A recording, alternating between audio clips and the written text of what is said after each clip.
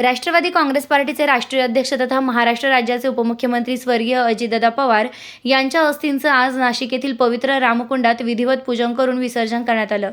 राज्याचे अन्न नागरी पुरवठा व ग्राहक संरक्षण मंत्री छगन भुजबळ यांच्या प्रमुख उपस्थितीत हा विधी पार पडला। स्वर्गीय अजितदादा पवार यांच्या दुःखद निधनानंतर त्यांच्या अस्थि कलशाचं नाशिक येथे आगमन झालं। मंत्री छगन भुजबळ व माजी खासदार समीर भुजबळ यांनी अस्थि कलश नाशिक येथे आणला। यानंतर रामकुंडावर वैदिक पद्धतीने पूजन करून अस्थींचं विसर्जन करण्यात आलं। यावेळी उपस्थित मान्यवरांनी भावपूर्ण श्रद्धांजली अर्पण केली।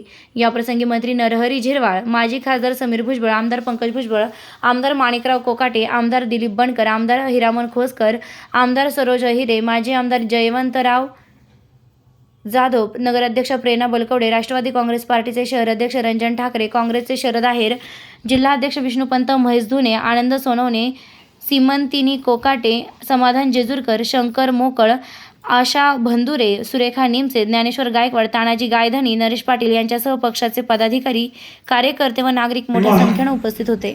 अचानक असं त्याने पलटी मारल्यासारखं दिसत आहे आणि त्याच्यानंतर जे आहे एक क्षणामध्ये जे आहे त्याचं नव्हतं होत आहे।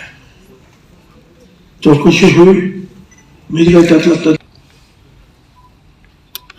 दादांचं जर जीवन जर पाहिलं असे काही आयुष्य असत, त्यांच्या लहानपणीच वडिलांचं छत्र आणि पवार साहेबांच्या देखरेखीखाली ते मोठे झाले। आपण म्हणतो ना त्यांचं अचूक वेळी येणं, काम करणं, तर नाही म्हणण्याची हिंमत नव्हती, कडक धरायला सकाळपासून काम करणं ते आमच्यासारख्यांना तर शक्य नाही, फार पूर्वी करत असो। 6 वाजता आणि 7 वाजता मीटिंगला सकाळी किती अडचणीचं, पण दादा हजर, लहान